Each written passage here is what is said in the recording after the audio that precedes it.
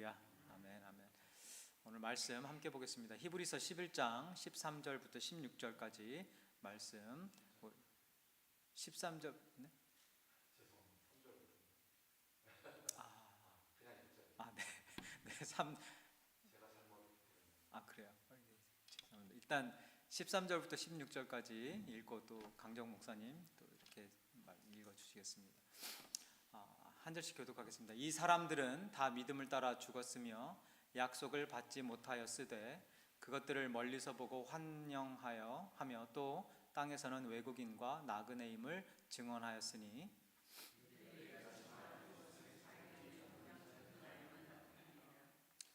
그들이 나온 바 본향을 생각하였더라면 돌아갈 기회가 있었으려니와 그들이 이제는 더 나은 본향을 사모하니 곧 하늘에 있는 것이라. 이러므로 하나님이 그들의 하나님이라 일컬음 받으심을 부끄러워하지 아니하시고 그들을 위하여 한 성을 예비하셨느니라. 아멘. 오늘 보이지 않는 곳에 시선을 고정하라라는 제목으로 강정욱 목사님 또 말씀 전해 주시겠습니다.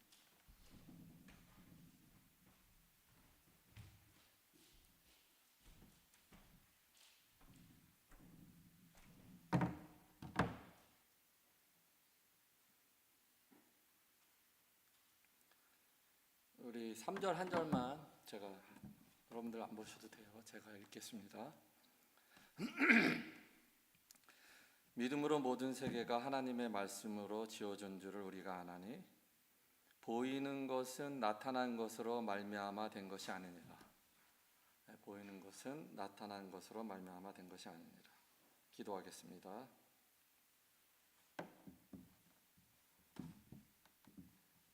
하나님 아버지, 너무나 빨리 흘러가는 세상입니다. 그 빠른 속도 문화 속에 우리들이 살아가고 있습니다. 이 세상은 앞으로 어떻게 변화될지 참으로 궁금합니다. 그럼에도 불구하고 하나님은 우리와 함께 하시고 우리를 인도해 주십니다. 하나님만을 믿고 의지하며 나아가는 저희들입니다. 하나님, 우리 성도님들에게 놀라운 은혜를 날마다 더하여 주시기를 바랍니다. 부족한 것이 말씀을 증거하려 하오니 성령 하나님이 역사하셔서 듣는 성도님이나 전하는 저에게도 하나님의 놀라운 은혜를 체험할 수 있도록 역사하여 주시옵소서. 예수님의 이름으로 간절히 기도하옵나이다. 아멘. 여러분들, 이 세상 참 아름답죠? 그냥 하나님이 만들어 놓은 자연도 아름답지만 또 인간이 꾸며 놓은 그런 인공적인 것들도 굉장히 아름답습니다. 그렇죠? 여러분들이 보았던 가장 아름다운 곳은 어디입니까? 제가 보았던 가장 아름다운 곳은 몇 군데 있습니다. 설교 시간마다 얘기하는 것 같은데 제가 온 세계를 돌아다녔으면 더 아름다운 곳이 있었을 텐데 그러지 못했습니다. 그래서 제가 보았던 가장 아름다운 곳은 그래도 그랜드 캐년이에요. 그랜드 캐년 10번도 넘게 갔어요. 근데 가면 갈수록 제일 처음에 갔을 때는 좀 실망했어요. 근데 가면 갈수록 그랜드 캐년만한 데가 없더라고요. 너무너무 아름다워요. 또 한 군데가 있는데 제가 2번 갔던 곳 이과수 폭포예요. 이과수 폭포. 나이아가라 폭포는 상대도 안 되죠. 폭포가 굉장히 많이 있습니다. 너무너무 아름답습니다. 그렇다면 자연 말고 제가 본 인간의 창작품 중에서 또 아름다운 곳은 어디일까? 이것도 여러 번 말씀드렸어요. 제가 본 게 그것밖에 없어요. 마야 문명, 여기 멕시코 가면 마야 쪽에 계단식으로 만든 피라미드, 대단하죠. 그리고 또 캄보디아에 가면 앙코르와트, 거기도 제가 2번인가 3번 갔었는데 거기입니다.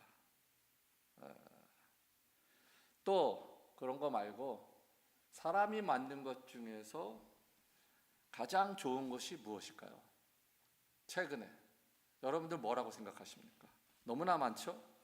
요즘은 상상을 초월하는 제품들이 굉장히 많이 나옵니다.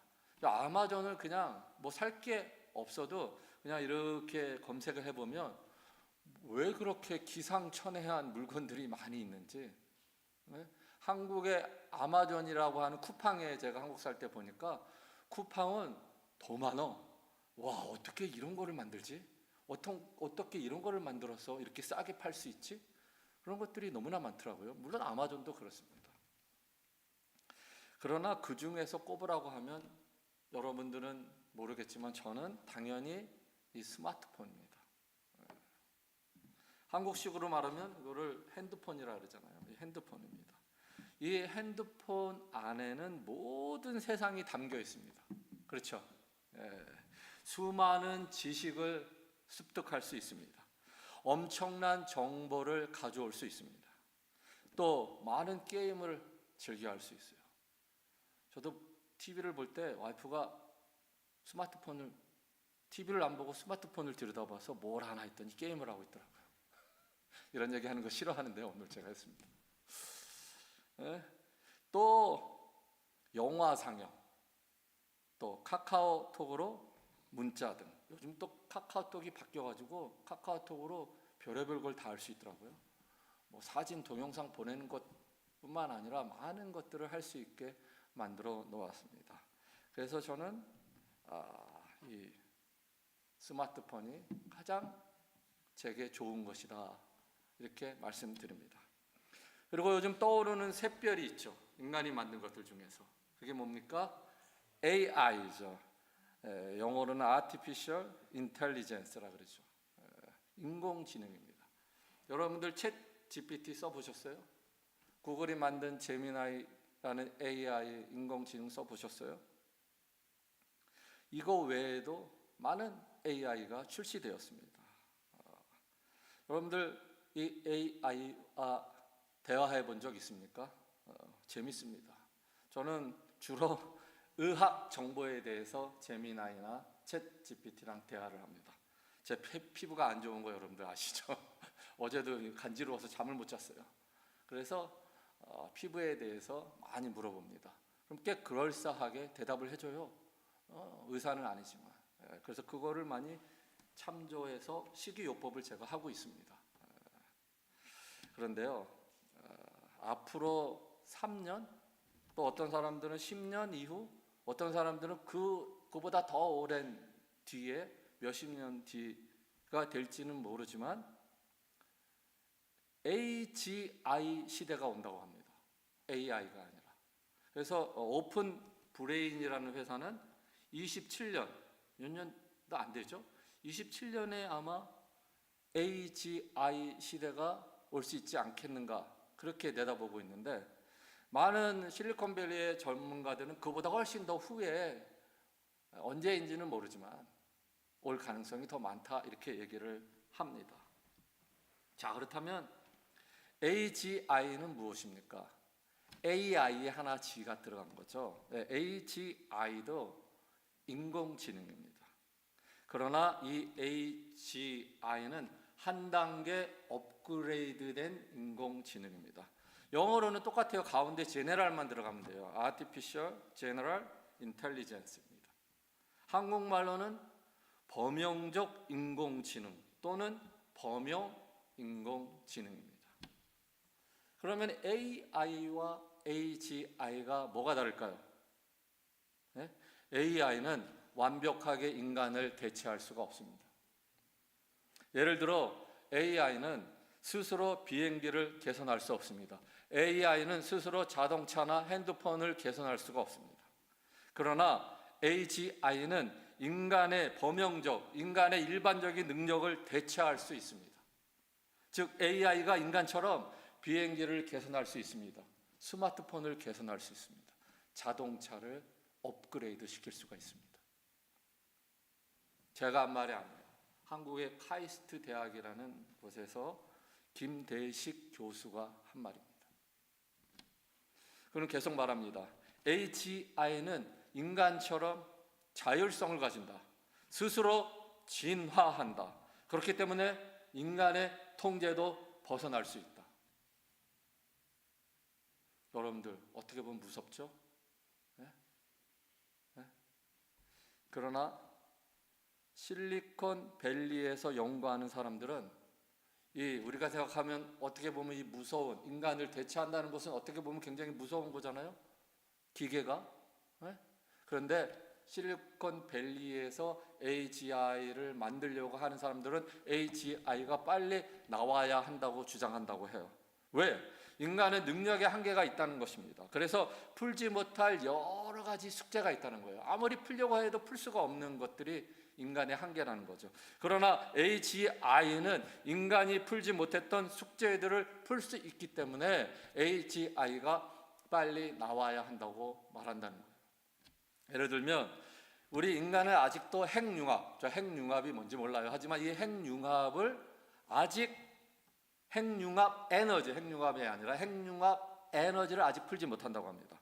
그러나 AGI는 풀어줄 수도 있다라고 주장합니다.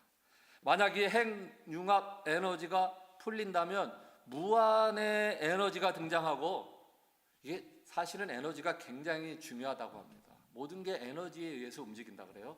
그래서 이 핵융합 에너지가 AGI에 의해서 풀려진다고 한다면 지구의 경제, 정치, 환경 문제, 사회 문제, 질병까지, 암도 정복할 수 있는, 그래서 웬만한 문제들은 다 해결될 수 있다는 것입니다. 더 나아가 AGI는 물리학이기 때문에 저도 잘 모르는데 양자역학과 상대성 이론을 융합하여 이 대우주도 설명할 수 있을 거다, 그렇게 얘기한다고 합니다. 자, 여러분들 이런 세상이 오면 얼마나 좋겠습니까? 그렇죠? 그러나 한편으로는 아까도 말씀드렸지만 무섭기도 합니다. 왜? AGI가 인간의 한계를 뛰어넘기 때문입니다. 이렇게 빠른 문명의 발달을 김대식 교수는 효과적 가속주의라고 합니다. 우리는 이렇게 효과적 가속주의 세상에 살고 있을 뿐 아니라 그 세상을, 이 핸드폰을, 그런 세상들을 보고 있다는 겁니다. 우리 눈으로 보고 있다는 거예요. 그렇다면 제가 왜 이렇게 대자연, 또 인간이 만든 문화유산, 그리고 핸드폰이나 AGI 같은 과학 문명을 말합니까? 이런 것들은 다 우리 눈에 보이는 것들입니다. 우리 눈에 보기에 좋은 것들입니다. 이런 것이 나쁘다는 것이 결코 아닙니다. 악이라는 것이 결코 아니에요. 이런 것을 보지 말라는 게 아니에요. 하지 말라는 게 아니에요. 누리지 말라는 것이 전혀 아닙니다. 바로 이런 것들은 우리 눈으로 보고 확인할 수 있는 것들이라는 것입니다. 이런 것들은 우리에게 좋은 것들 누리게 합니다. 그런데 상대적으로 오늘 본문에 보니까, 오늘 본문에서는 우리 성도들에게 보이지 않는 것들을 말하고 있습니다. 눈에 보이는 것들이 아니라 눈에 보이지 않는 것들을 말하고 있다는 거죠. 그래서 오늘 본문은 보이지 않는 곳에 내 시선을 고정시켜라, 이렇게 말합니다. 오늘 본문에는 보이지 않는 것을 따라가라고 말합니다. 그리고 보이지 않는 것에 시선을 고정하고 그 보이지 않는 고정된 시선을 따라 쭉 가는 것을 믿음이라고 말합니다. 믿음. 따라서 우리가 오늘 생각할 것은 보이지 않는 것에 대한 시선 고정입니다. 자, 그렇다면 저와 여러분들의 시선은 어디로 향하고 있습니까? 눈에 보이는 것들을 쫓아갑니까? 눈에 보이는 돈, 눈에 보이는 AI, AGI, 눈에 보이는 이 뭔가 눈에 보이는 것들, 그런 것들을 쫓아갑니까? 아니면 눈에 보이는 것이 가득한 세상 속에서 눈에 보이지 않는 것을 향해 나아가고 있습니까? 우리가 11장 3절을 한 번 더 제가 읽어드리겠습니다. 믿음으로 모든 세계가 하나님의 말씀으로 지어준 줄을 우리가 아나니 보이는 것은 나타난 것으로 말미암아 된 것이 아니니라. 여러분들이 말씀을 믿습니까? 예. 그렇다면 여러분들은 믿음이 있는 사람들입니다. 즉 눈에 보이지 않는 것을 쫓아가는, 눈에 보이지 않는 것을 따라가는 사람들, 즉 눈에 보이지 않는 것에 시선을 고정시킨 사람들입니다. 자, 그럼 이 구절에 보이는 것은 나타난 것으로 말미암아 된 것이 아니니라고 나와 있죠. 3절에 여기는 없지만 보이는 것은 나타난 것으로 말미암아 된 것이 아니니라 이렇게 3절에 나와 있는데 이 의미는 무엇입니까? 한마디로 말한다면 우리 눈에 보이는 것들은 어떤 물질로부터 만들어진 것이 아니라 하나님의 말씀으로 창조되었다는 겁니다. 제가 대자연의 아름다움을 아까 봤다고 무슨 그랜드 캐년 뭐 이런 거 다 그런 모든 것들은 하나님의 말씀으로 원래는 없던 것인데 하나님의 말씀으로 아무것도 없는 상태에서 만들어졌다는 것입니다. 무에서 유로. 그렇죠? 무에서 유로. 아멘입니까? 누가 만들었어요? 하나님의. 근데 여러분들 그 하나님의 창조를 본 적 있으세요? 없죠. 없는데 믿잖아요. 그게 뭐예요? 그게 믿음이라는 거예요. 세상 사람들은요, 이것을 아무리 믿고 싶어도 믿지 못해요. 우리는 믿습니다. 여러분들이 아멘 하셨기 때문에 여러분들은 어떤 사람들이에요? 눈에 보이지 않는 것에 시선을 고정시키고 그것을 쫓아가는 사람입니다. 쫓아내는 게 아니라 쫓아가는 사람들, 따라가는 사람들입니다. 그렇다면 눈에 보이지 않는 것은 무엇일까요? 하나님의 창조 맞습니다. 그리고 한 가지 더 오늘 본문에서 강조하는 것은 무엇입니까? 본향, 저 영원한 본향, 저 영원한 하늘나라, 예수 그리스도가 우리에게 주신 저 영원한 천국. 그렇죠? 바로 13절에는 이렇게 나와 있습니다. 오늘 13절에는 있죠? 13절 한번 다 같이 읽어볼까요? 13절 시작. 이 사람들은 다 믿음을 따라 죽었으며 약속을 받지 못하였으되 그것들을 멀리서 보고 환영하며 또 땅에서는 외국인과 나그네임을 증언하였으니. 여기서 보니까 약속을 받지 못하였다라는 말은 무슨 말입니까? 하나님이 이들에게 약속을 주지 않았다는 것일까요? 아니죠. 왜 하나님이 약속을 주지 않았습니까? 성경을 찾지는 않겠지만 창세기에 보면 아브라함에게 분명히 하나님이 약속을 했습니다. 족장들에게도 약속을 했습니다. 아브라함에게 족장들에게 약속을 했다는 것은 이스라엘 전체 모든 백성에게 다 약속을 했고 약속을 주었다는 것입니다. 따라서 약속을 받지 못했다는 말은 약속을 하지 않았다는 의미가 아니라는 것입니다. 그것은 이들이 살아생전에 약속의 성취를, 하나님이 주신 약속의 성취를 자기들 살아생전에 자기 눈으로는 보지 못했다는 말입니다. 그렇죠. 인생을 살아가는 그 우여곡절 끝에 자기들 눈으로는 보지 못했다는 겁니다. 또 13절 읽었지만 멀리서 보고 환영했다는 것은 진짜 봤다는 거예요, 안 봤다는 거예요? 멀리서 봤다는 거는 정말 보여서 본 게 아니라는 거예요. 보이지 않지만 멀리서 본 것처럼 어떤 의미에서 영적으로 보고 나아갔다는 겁니다. 이렇게 선진들은 어떻게 했다고요?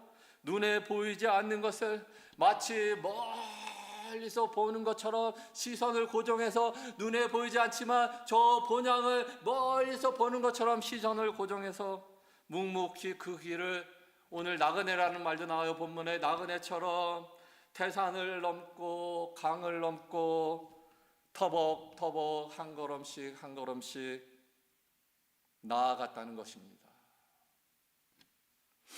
그렇다면 눈에 보지 않는 곳에 시선을 고정하며 나아가는 삶은 무엇입니까? 첫 번째로 우리가 사실은 3절 이후에 다 읽어야 되는데 다 읽지 못했지만, 첫 번째는 보이지 않는 것을 따라 사는 사람들은,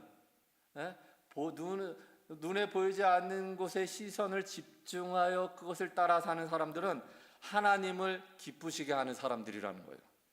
4절에 보면 읽지는 않겠습니다. 아벨은 가인보다 하나님께 더 나은 제사를 드렸다라고 합니다. 원어적으로는 더 나은 제사를 드려서 하나님이 기뻐 받으셨다는 겁니다. 더 나은 제사를 드렸다는 것은, 즉 아벨은 믿음으로 하나님이 기뻐하시는 제사를, 자기가 기뻐하는 제사가 아니라 하나님이 기뻐하는 제사를 드렸다는 거예요. 또 5절에 에녹은 어때요? 하나님을 기쁘시게 하는 자라고 나왔어요. 5절에 보면. 또 6절에는 믿음이 없이는 하나님을 기쁘시게 하지 못한다고 했어요. 따라서 보이지 않는 곳에 시선을 고정하고 따라가는 사람은 어떤 사람들이에요? 하나님을 기쁘시게 하는 사람들이라는 거예요. 여러분들, 이게 믿음 있는 자의 모습입니다. 하나님의 창조 명령에는 그게 분명했죠. 문화 명령이 뭐예요? 하나님을 영화롭게 하는 문화를 만들어 가라는 거예요. 그것은 하나님을 기쁘게 하라는 겁니다. 그래서 우리 인간은 하나님을 기쁘시게 해야 되는 거예요. 보이지 않는 것에 시선을 고정해서 그것을 따라가는 사람들은 그냥 지멋대로 막 가는 게 아니라 하나님을 영화롭게 하는, 하나님을 기쁘시게 하는 삶을 사는 사람들이라는 거예요. 이게 뭐라고요? 이게 바로 믿음을 가진 자의 모습이라는 겁니다. 그렇다면 저와 여러분들은 어떠합니까? 나를 기뻐하는 눈에 보이는 것을 쫓아갑니까? 아니면 하나님을 기뻐하시는 눈에 보이지 않는 것을 따라가면서 하나님을 기쁘시게 합니까?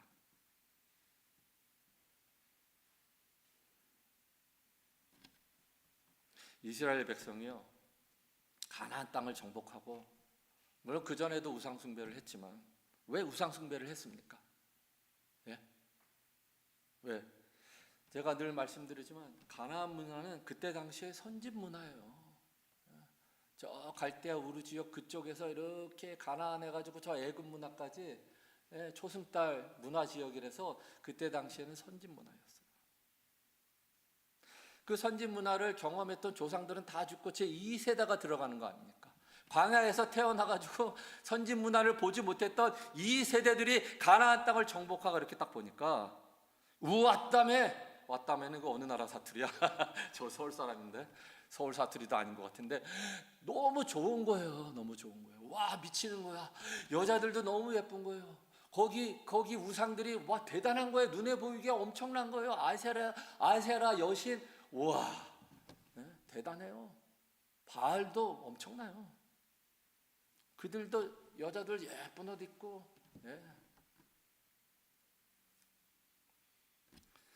바알과 아스다롯을 섬기는 신전은 눈에 보기 좋은 성적인 것들로 가득 차 있었습니다. 그래서 그들이 눈에 보기 좋은 것들을 따라간 거예요. 하나님은 눈에 보여요, 안 보여요? 안 보이잖아요.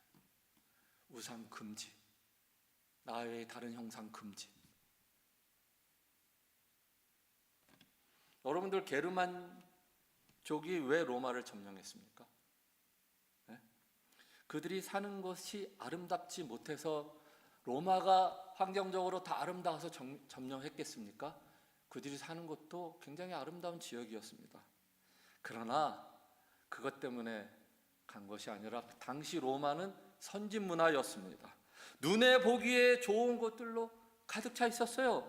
그래서 게르만적인 한 갈래인 서거트족은 주후 AD 410년에 알라리쿠 왕의 영도 아래 이탈리아를 정복을 했습니다. 그 외에 게르만 부족이 굉장히 많잖아요. 여러 게르만 부족들이 자신들의 국경을 넘어 당시 로마 제국을 점령하기 시작했습니다. 이것을 역사적으로 게르만의 대이동의 시대라고 부르지 않습니까? 그래서 게르만족이 다 유럽을 점령했어요. 로마를 점령했어요. 왜?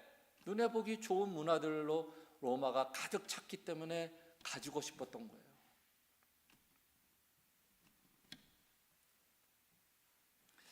그러나 히브리서에 나타난, 오늘 본문에 나타난 믿음의 조상들은 눈에 보기 좋은 것이 아니라 눈에 보이지 않는 것, 그 영원한 본향, 하나님이 약속하신 그 하나님의 나라에 시선을 고정하고 그것을 향해 옷이 낡아 빠져도 신발이 뚫어져도 걷것도 걸어갔다는 것입니다. 왜? 눈에 보이지 않는 그것이 그곳이 지금 살아있는 눈에 보기 좋은 것보다, 우리 눈에 보기 좋은 것보다 눈에 보이지 않는 그것이 훨씬 더 좋다는 것을 믿음으로 그들은 알았기 때문에 눈에 보이는 좋은 것을 따라 살지 않았다는 겁니다. 이것이 뭐예요? 이것이 믿음이에요. 이런 믿음을 가진 자들은 하나님을 기뻐하는 것이고, 어떻게 하는 자들이에요? 하나님을 기쁘시게 하는 자들이라는 겁니다. 두 번째로, 눈에 보이지 않는 것을 따라 사는 사람들은 하나님께 뭐 하는 사람들이에요? 순종하는 사람들입니다. 7절에 노아는요, 하나님의 경고를 받아 경외했다고 나옵니다. 여기서 경외는 순종을 의미하는 겁니다. 방주를 지으라는 말씀대로 순종해서 방주를 짓지 않았습니까? 따르지 않았습니까? 단순한 경외가 아니라 순종이 뒤따랐습니다. 또 8절에는 분명히 아브라함이 순종했다고 분명히 나옵니다. 선지자들은 이렇게 단순히 눈에 보이지 않는 저 영원한 본향을 따라가는 것이 아니라 하나님의 말씀에 순종했다는 거예요. 뭐 했다고요? 순종했다는 거. 이것이 믿음이라는 거. 순종이 없는 믿음은 가짜 믿음이에요, 여러분들. 하나님은 사무엘상 15장 22절에 제사보다 순종이 낫다고 분명히 말씀하셨습니다. 순종이 없다면 눈에 보이지 않는 곳에 시선을 고정시키고 그 영원한 나라를, 그 본향을 향해 갈 수 없습니다. 순종이 없는 자들은 그곳을 갈 수가 없어요. 그곳에 시선을 고정시키는 게 가짜입니다. 그렇다면 보이지 않는 곳에 시선을 고정하며 저 본향을 향해 나아가는 사람은 하나님께 순종하며 하나님을 기쁘시게 하는 것입니다. 그렇죠? 이게 뭐예요? 이게 히브리어에서 말하는 믿음이라는 거죠. 이런 자들은 눈에 보이는 세상을 따라가지 않습니다. 눈에 보기 좋은 것을 따라 살지 않는다는 것입니다. 미국이 아무리 눈에 보이기에 좋은 곳이라고 하더라도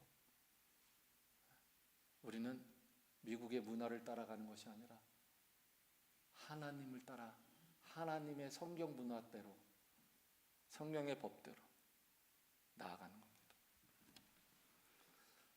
지난번 한 달 됐죠? 그때 로마 이야기 제가 하지 않았습니까? 한 번 더 할까요? 그들이 왜 콜로세움을 만들었습니까? 콜로세움 아시죠? 그것은 몇만 명이 들어가요. 여기 여러분들 다저스 게임 보셨어요? 다저스 몇만 명 들어가요. 내가 알기로는 5만여 명 들어간다 그래요. 근데 콜로세움에 그때 당시에 5만여 명이 들어갔대요. 대단하지 않습니까? 로마가 참 건축 대단하다 그랬는데 정말 엄청나요. 그곳에서 어떻게 했어요? 초대교회 때 검투사들이 서로 싸우고 죽이고 피가 튀겼습니다. 그리스도인들은 동물들과 싸우게 하고 그리스도인들을 다 피 튀기게 죽이지 않았습니까? 뿐만 아니라 로마인들이요, 과학 문명이 대단했어요. 그곳에 물을 끌어들여서 물속에서 전투를 하게 했어요. 해전을 하게 했어요. 당시로서는 첨단 과학 문명이었습니다. 콜로세움이.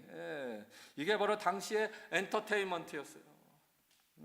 오락이었습니다. 눈에 보이기에 좋은 것들이에요. 로마인들이 보기에 눈에 보이기에 좋은 것들을 제공하기 위해서 콜로세움을 지은 거예요. 즐거운 것들입니다. 사람을 죽이는 것을 보는 것이 그들의 눈에 즐거웠어요. 왜 이렇게 했습니까? 제가 지난번에도 말씀드렸지만 로마의 노예가 3분의 1이라고 말했어요. 전쟁에서 지는 자들 로마 노예로 다 끌고 왔으니까. 노예가 많으니까 노예한테 월급 주는 주인이 있습니까? 무료 노동력이 많아졌잖아요.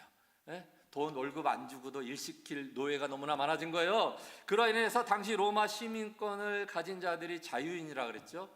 자유인들이 일자리를 잃었습니다. 그러자 불만분평이 쏟아졌죠.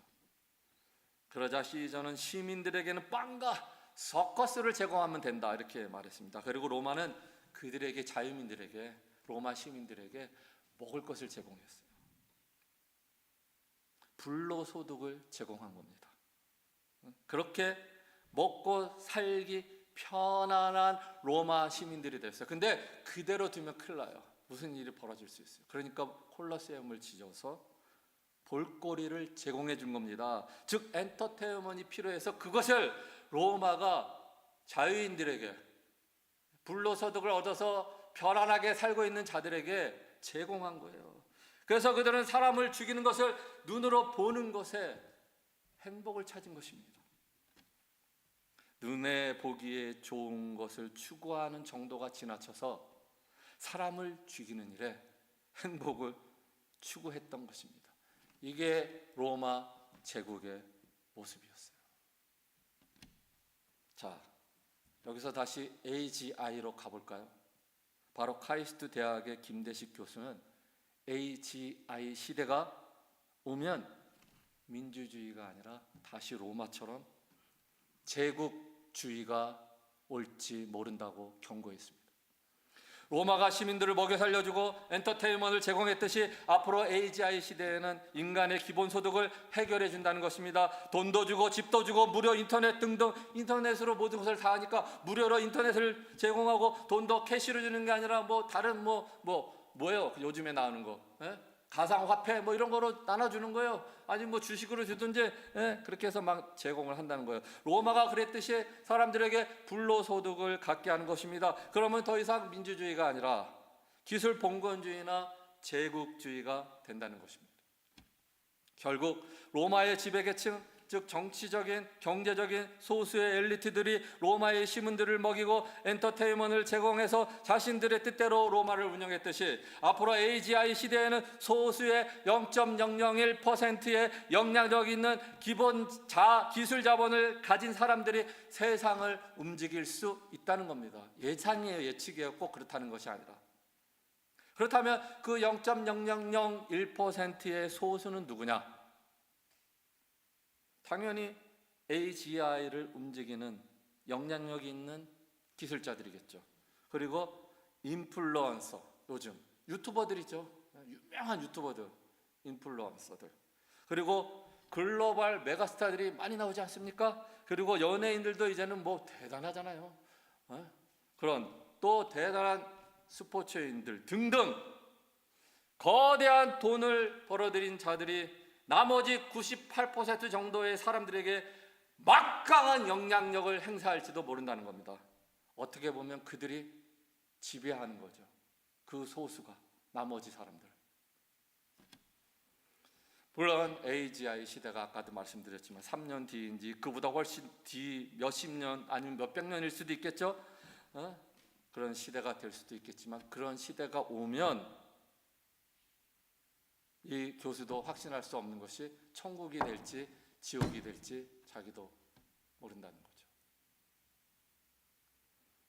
그러면서 김대식 교수는 AGI 시대를 우리가 선택한 것이 아니라 우리가 끌려가고 있다고 말합니다. 무섭지 않아요?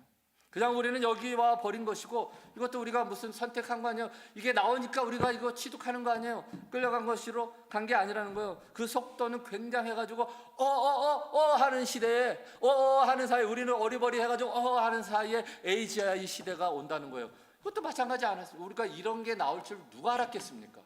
이거 나온 지 불과 얼마 안 되지 않았습니까?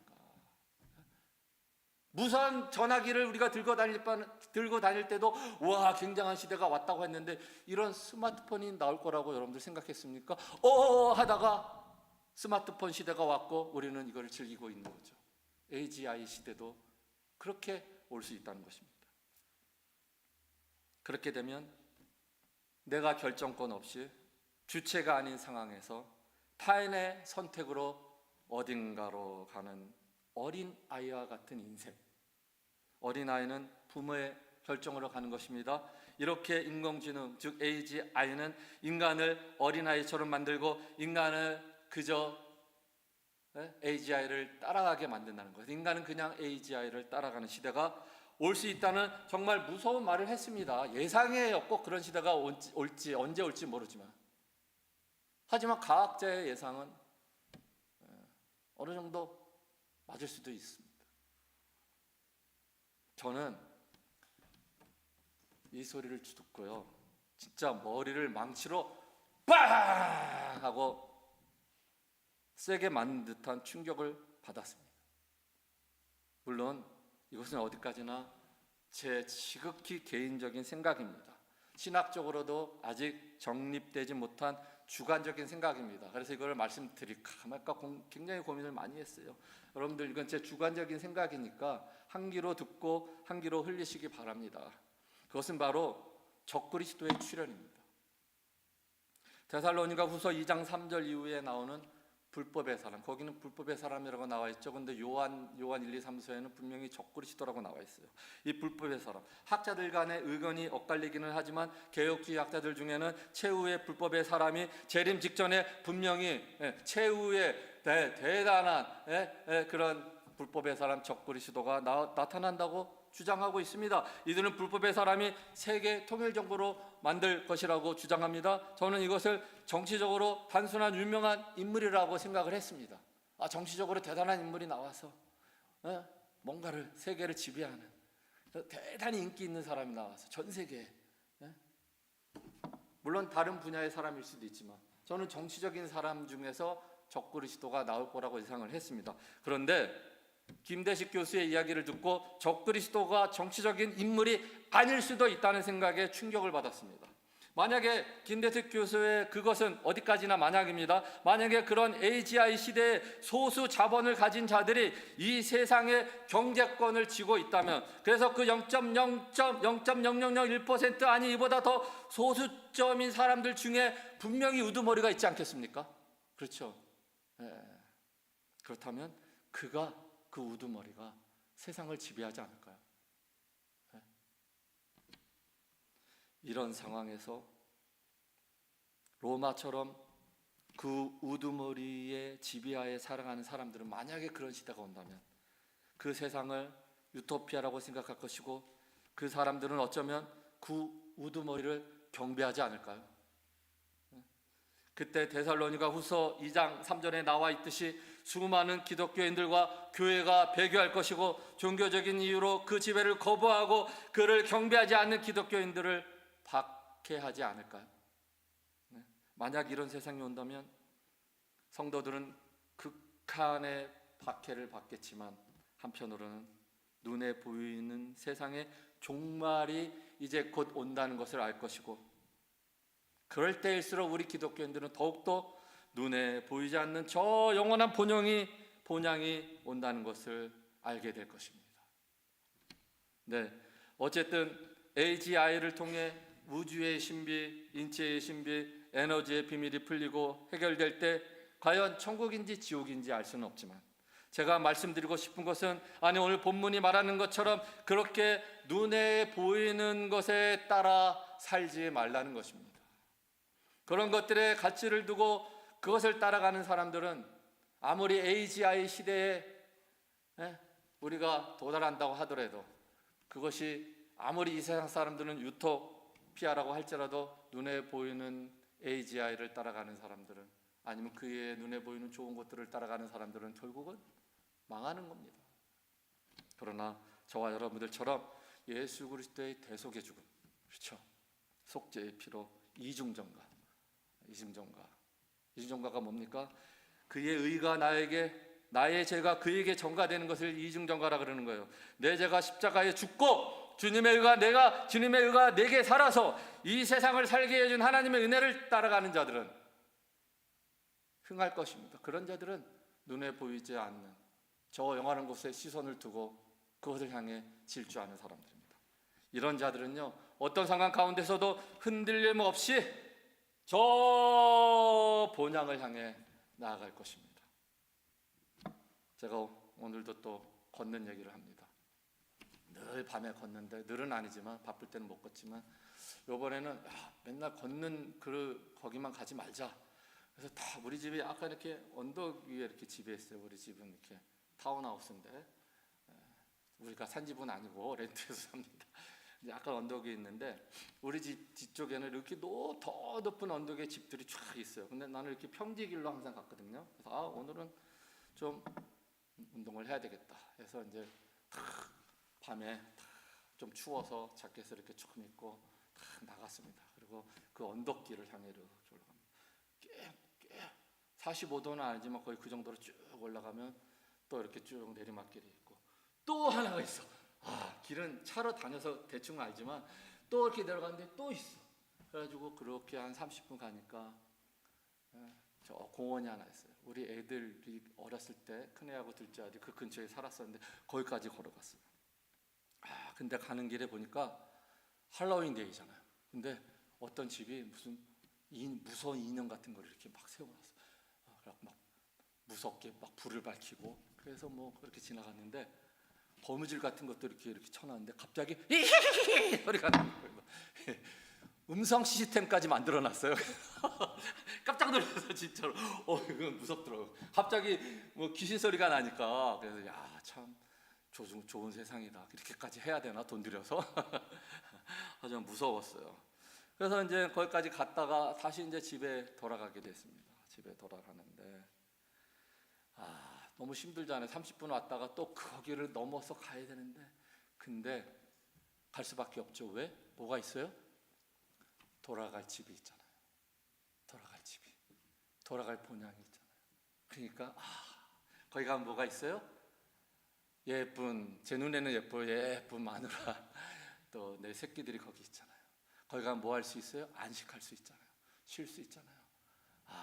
운동 삼아 나왔지만 다시 돌아가는 내 집이 있다는 게 얼마나 기쁩니까?